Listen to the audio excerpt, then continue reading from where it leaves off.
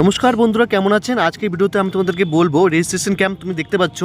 তো যুবসাথী ক্যাম্প আজ থেকে চালু হয়ে গেছে। 15 থেকে 26 তারিখ তোমার এই ডেটটা পেয়ে যাবে। এই ডেটের মধ্যে তোমাকে ফর্ম ফিল আপ করতে হবে। বা কারা ফর্ম ফিল আপ করলে টাকাটা পাবে বা কী করে ফর্ম ফিল আপ করবে সব কিছু এই ভিডিও ডিটেলসে থাকবে। ভিডিওটা সম্পূর্ণ দেখতে থাকো। তো বন্ধুরা, এই ভিডিওতে আমি সম্পূর্ণ দেখাবো কীভাবে তোমরা ফর্ম ফিল আপ করবে। ফর্ম ফিল আপটা একদম সম্পূর্ণ জলের মতন, কিচ্ছু ঘাবড়ানোর কোনো ব্যাপারই নয়। তো বন্ধুরা দেখো, ছেলে মেয়ে দুজনের ফর্ম ফিল আপটা করতে পারবে। মিনিমাম বয়স হতে হবে 21 থেকে 40 বছরের মধ্যে, ঠিক আছে? তো এটা হচ্ছে আমার ব্ল্যাঙ্ক ফর্ম। তো বন্ধুরা, এখান থেকে দেখতে পাচ্ছ এখানে তোমাকে কী কী লিখতে হবে সব কিছু ভিডিওর ডিটেলসে থাকবে। তো প্রথমে বলে রাখি, যারা কি লক্ষ্মীর ভাণ্ডার পাচ্ছ তাদের জন্য কি এই ফর্মটা ফিল আপ করতে পারবে। যারা অলরেডি লক্ষ্মীর ভাণ্ডার পাচ্ছ তাদের জন্য এটা নয়। যেসব মেয়েরা বা ছেলেরা মাধ্যমিক পাস করে 21 বছর বয়স হয়ে গেছে বা 22-25 বছর বয়স হয়ে গেছে, 21 থেকে 40 বছরের মধ্যে যারা মাধ্যমিক পাস করে বসে আছো বা সেকেন্ডারি উচ্চ মাধ্যমিক পাস করে বসে আছো, তাদের জন্য এই প্রকল্পটা, ঠিক আছে? তারা ফর্ম ফিল আপ করলে মাসে 1,500 টাকা করে পাবে, যারা এপ্রিল মাসে 1 তারিখ থেকে তোমার অ্যাকাউন্টে অলরেডি ক্রেডিট হতে চালু করে দেবে, ঠিক আছে? তো বন্ধু, তারা এই ফর্ম ফিল আপটা করবে। তো যারা লক্ষ্মীর ভাণ্ডার পাচ্ছ তাদের জন্য কিন্তু, মেয়েদের জন্য এটা নয়। আর যেসব মেয়েরা 21 বছর বয়স হয়ে গেছে, এখনও 25 বছর হয়নি, লক্ষ্মীর ভাণ্ডার ফর্ম ফিল আপ করেনি, তাদের জন্য এই ফর্ম ফিল আপটা, ঠিক আছে? তারা এই ফর্মটা ফিল আপ করে জমা করে দিতে পারো ফেব্রুয়ারির 15 থেকে 26 তারিখের মধ্যে, ঠিক আছে বন্ধুরা? পিছনে এখানে তোমার কী কী ডকুমেন্টস লাগছে সেগুলো এখান থেকে দেখে নাও। মাধ্যমিকের সমতুল্য পরীক্ষা অ্যাডমিট কার্ড জেরক্স দিতে হবে, এখানে টিক মার্ক দেবে। কী কী ডকুমেন্টস লাগছে সেটা প্রথমে বলে দিচ্ছি, ঠিক আছে? মাধ্যমিকের মার্কশিট নাহলে অ্যাডমিট জেরক্স তোমার লাগছে, দুটোই লাগছে। মার্কশিটও লাগছে, অ্যাডমিট কার্ডও লাগছে, দুটো জিনিস লাগছে এখানে, ঠিক আছে? তো এখানে দেখো সার্টিফিকেট, উপরে অ্যাডমিট কার্ড, দুটো লাগছে। এরপরে তোমার আধার কার্ডের কপি, আধার কার্ডের জেরক্স লাগছে, ভোটার কার্ডের কপি লাগছে। এখানে ব্যাঙ্ক অ্যাকাউন্ট পাস বইয়ের প্রথম পাতা জেরক্স লাগছে। নিচে তুমি যদি তপশিল জাতি মানে SC ST OBC যদি সার্টিফিকেট তোমার যদি থেকে থাকে তাহলে জেরক্স করে সেটা জমা করতে হবে তোমাকে। আর এখানে এগুলো টিক মার্ক দিতে হবে, ঠিক আছে? কী কী ডকুমেন্টস লাগছে বুঝে গেছো?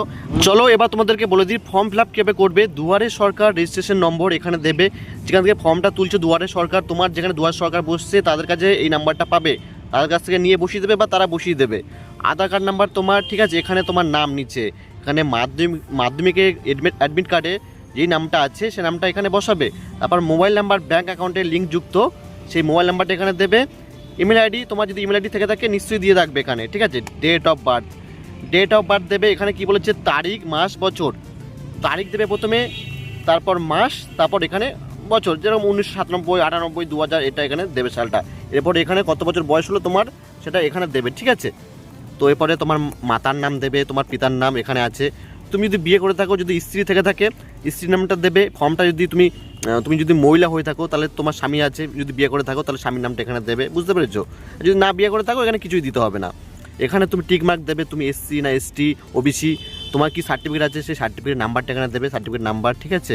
এখানে তোমার তুমি বিবাহিত কিনা কী আছো সেটা এখানে তোমাকে দিতে হবে। এখানে তোমার বিবাহিক অবস্থা কী আছে, আনম্যারিড, ঠিক আছে? বিধবা, এখানে বিবাহিত, বিচ্ছিন্ন, কী করেছো তুমি সেটা এখানে দিতে হবে, টিক মার্ক মারতে হবে, ঠিক আছে? এরপরে নিচে কী আছে, কন্ট্যাক্ট ডিটেলস, বাড়ির নাম্বার, হোল্ডিং নাম্বারটা দেবে। আমার যেরকম 84, 83 সেরকম হিসাবে এখানে হোল্ডিং নাম্বারটা বসাবে।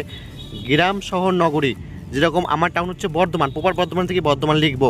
পোস্ট অফিস ডাকঘর কী আছে, ঠিক আছে? ডাকঘর যদি আমার যেরকম কাঞ্চননগর, তোমার ডাকঘর কী আছে সেরকম হিসাবে তুমি পোস্ট অফিস বসাবে এখানে। ওয়ার্ড নাম্বার কী আছে তোমার, ওয়ার্ড নাম্বার দেবে এখানে, ঠিক আছে? এরপরে তোমার ব্লক পৌরসভা কী আছে তোমার, মানে পৌরসভা কোন এরিয়ার মধ্যে রয়েছে। আমার যেরকম বর্ধমান, প্রপার বর্ধমান, এখানে বর্ধমান লিখবো। এভাবে তোমাকে ফর্ম ফিল আপ করতে হবে। পুলিশ স্টেশন থানা, আমার থানা বর্ধমান এখানে দেবো আমি। এখানে ডিস্ট্রিক্ট জেলা এখানে কী আছে, পূর্ব বর্ধমান, ঠিক আছে? তো এরপর পিনকোডটা দেবে, পিনকোড এখানে বসাবে। তোমার পিনকোড কী আছে, স্টেট, রাজ্য, এখানে ওয়েস্ট বেঙ্গল দেওয়াই আছে। পিছনে কী আছে সেটা দেখিয়ে দিই। তো এই ফর্মের পিছনে কী আছে, কী তোমাকে ফর্ম ফিল আপ করতে হবে সেটা তোমাদেরকে বলে রাখি। এখান থেকে তোমার মাধ্যমিক রোল নাম্বার, তুমি যদি সেকেন্ডারির যদি ফর্ম ফিল আপ করে থাকো, মানে HS পাশে যদি তোমার অ্যাডমিট কার্ড দিয়ে ফর্ম ফিল আপ করে থাকো সেটা এখান থেকে দেবে।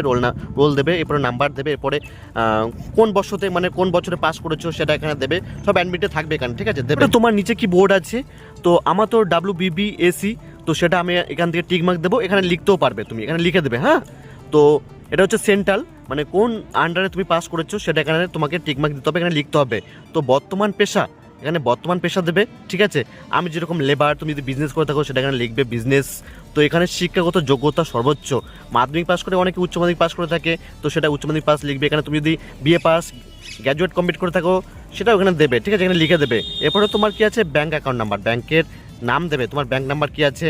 তো ব্যাংকের নাম যেরকম ধরো স্টেট ব্যাঙ্ক অফ ইন্ডিয়া, ঠিক আছে? Punjab national bank of India, তো তোমার যে ব্যাংকের নাম আছে সেটা দেবে এখানে। তারপরে ব্যাংকের শাখা, ঠিক আছে? তোমার যে ব্যাংকের শাখা আছে সেটা দেবে এখানে। ব্যাঙ্ক অ্যাকাউন্ট নাম্বারটা দেবে, ঠিক মতন মিলিয়ে এখানে লিখবে। আইএফসি কোড এখানে দেবে, তোমার যেই ব্যাঙ্ক অ্যাকাউন্টে আইএফসি কোড আছে সেই আইএফসি কোড দেবে, পাসবইতে দেখতে পাবে, সেটা এখানে ফর্ম ফিল আপ করবে। তো এরপর নিচে কি দিয়েছে, এখানে অন্য কোনো সরকারি সাহায্য পান কিনা রাজ্য সরকার প্রদত্ত শিক্ষাগত সুবিধা বা বৃত্তি ছাড়া। তো এখানে হ্যাঁ না, তো আমি পাই না, তার জন্য আমি নাতে টিক দেবো। আর তুমি যদি পেয়ে থাকো হ্যাঁতে টিক দিয়ে এখানে তার বিবরণ দেবে, ঠিক আছে। এখানে কি তুমি এখানে প্রকল্পের স্কিম থেকে টাকা পাচ্ছ সেটা এখানে লিখবে। এরপর নিচে কি আছে যে তুমি কী কী ডকুমেন্টস দিচ্ছ সেগুলো এখানে টিক মার্কটা করে দেবে। টিক মার্ক করার পর এখানে তোমার কি আছে, নিচে এখানে কোন তারিখে ফর্মটা ফিল আপ করে জমা দিচ্ছ সেটা এখানে ডেটটা বসাবে, সিগনেচার উপরে সিগনেচার করবে, ঠিক আছে। আর নিচে কিছু নেই, নিচে এটা ওরা করে নেবে, যেখানে ফর্মটা দুয়ারে সরকারের ফর্ম ফিল আপ করে জমা দিচ্ছ তারা এটা করে নেবে। তো আরেকটা কথা বলে রাখি, এখানে ফটোর উপরে তুমি মুখটা ছেড়ে তোমার যে ফটো আছে মুখটা ছেড়ে নিচ থেকে এখানে সিগনেচার করবে, ঠিক আছে। তো তুমি দুয়ারে সরকার থেকে ফর্মটা তুলেছো, সেখানে ফর্মটা ফিল আপ করে সেখানে জমা দিয়ে দেবে। তো এখন অনলাইনেও কিন্তু তুমি ফর্মটা ডাউনলোড করে এখানে ফিল আপ করে জমা করতে পারবে, কিন্তু আমি বলবো দুয়ারে সরকার থেকে ফর্মটা ফিল আপ করে জমা করতে, ঠিক আছে বন্ধুরা। তো ওখানে কিন্তু অফলাইনে অনেক ধরনের হেল্প পেয়ে যাবে। তো এই টাকাটা 1 তারিখ থেকে চালু হয়ে যাবে সরকার বলছে, তো আমাদের জন্য অনেকেরই হেল্প হবে। তো বন্ধুরা এই ছিল আজকের ভিডিও, আমার ফর্মটা কীভাবে ফিল আপ করবে, কারা কারা ফর্মটা ফিল আপ করতে পারবে, কারা কারা টাকা কত টাকা পাবে, কবে থেকে কবে জমা করবে, সব কিছু এই ভিডিওর ডিটেলসে কিন্তু আমি বলেছি। বন্ধুরা আজকে ভিডিও আমি এখানেই সমাপ্ত করছি। ভিডিও কেমন লাগলো নিশ্চয়ই কমেন্ট করে জানাবেন। তো ভালো লাগলে নিশ্চয়ই লাইক করবেন, আমার এই ইউটিউব চ্যানেলটিকে সাবস্ক্রাইব করে আমার পাশে থাকবেন। দেখা হচ্ছে অন্য একটি ভিডিওর সাথে, ততক্ষণ বিদায় নিচ্ছি আপনাদের কাছ থেকে। জয় হিন্দ, বন্দে মাতরম।